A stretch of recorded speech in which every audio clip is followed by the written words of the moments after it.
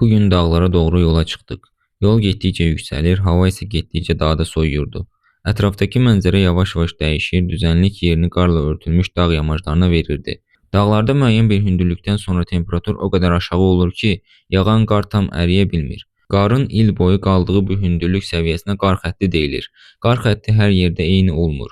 İqlim nə qədər soyuq olarsa, qar xətti bir o qədər aşağı hündürlükdə yerləşir. Uzun illər ərzində yığılan və sıxlaşan qar böyük buz kütlələrinə çevrilir. Bunlara buzlaqlar deyilir.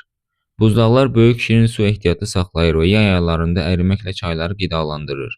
Nəhayət biz də qar olan yerə çatdıq. Amma yol artıq çətinləşmişdi və maşınımız daha irəli gedə bilmədi.